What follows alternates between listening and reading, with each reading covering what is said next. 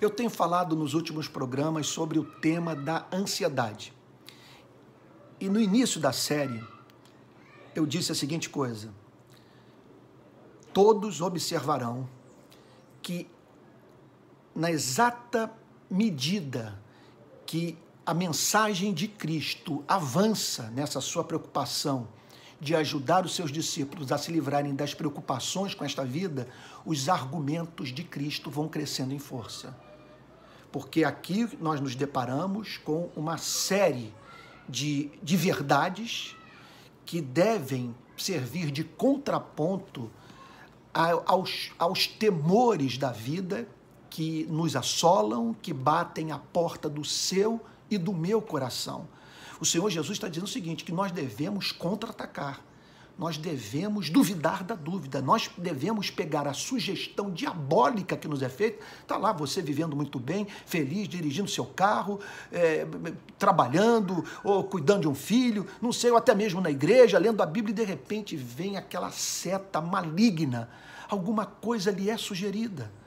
Uma preocupação, portanto, lhe é apresentada, uma coisa que você não estava cogitando. Evidentemente, isso vem de fora.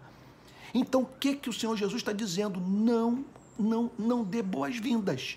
Contra-ataque. Duvide da dúvida. Use a espada do Espírito, que é a palavra de Deus. Golpeie o adversário. Faça-o ficar calado.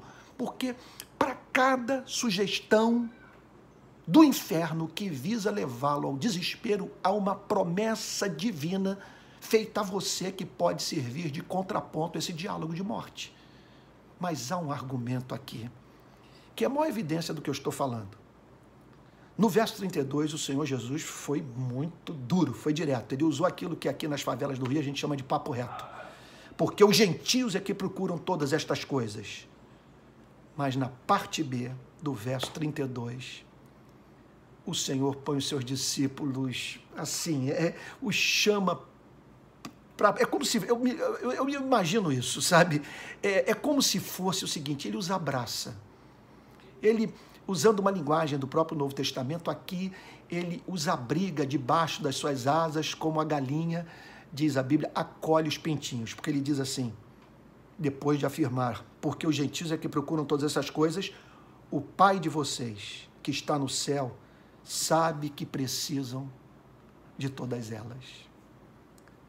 O Pai de vocês, que está nos céus, sabe que vocês precisam de todas elas. Portanto, eu não vou viver na ponta dos pés, perscrutando o futuro, meio no espírito daquela música. Se lembra de um samba aqui do Rio de Janeiro, 1978, acho que é a União da Ilha. Olha que parece aí que eu gosto de samba, hein? Mas isso faz parte da minha vida naquela época. Então eu participava dos carnavais do Rio de Janeiro. Eu me lembro de um samba que dizia assim: como será o amanhã? Responda quem puder. O que irá me acontecer, o meu destino será como Deus quiser. Então está lá o sambista indagando sobre o futuro. O que me aguarda? O que acontecerá? A cigana leu o meu destino.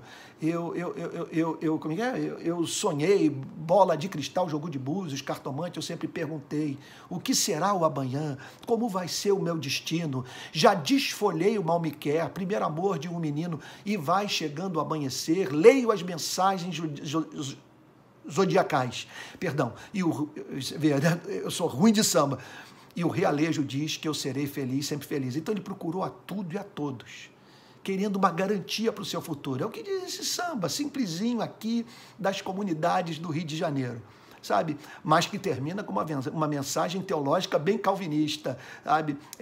O meu destino será como Deus quiser. Pois bem, é isso. Assim nós devemos lidar com a vida, como esse samba, e parar toda busca.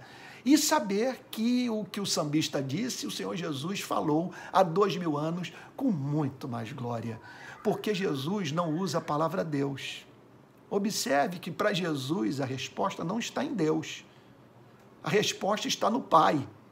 Jesus chama os seus discípulos para, em vez de acreditar em Deus, acreditarem no Pai, que é Deus Todo-Poderoso, Criador dos céus e da terra. Porque para o cristianismo não é a fé em Deus que dá esperança, é a fé no Deus do Evangelho, no Deus revelado por Jesus Cristo. E aqui está ele declarando, aqui é o fundamento maior da paz.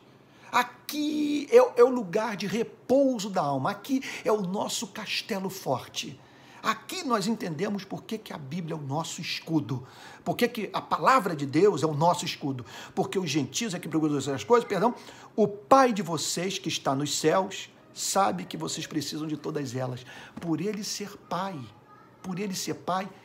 ele conhece cada uma das nossas necessidades. Note bem, o que ele conhece? Ele conhece a necessidade que precisa ser suprida a fim de que possamos cumprir o nosso chamado na história. Não significa que todos os nossos desejos serão satisfeitos. Significa que nós teremos o suficiente para cumprirmos a nossa missão e sermos depois recebidos na glória. O Pai de vocês, que está no céu, sabe o que vocês necessitam de todas elas. Você imagine agora a força do argumento. Olha agora por que o Senhor Jesus disse, não se preocupem com a vida.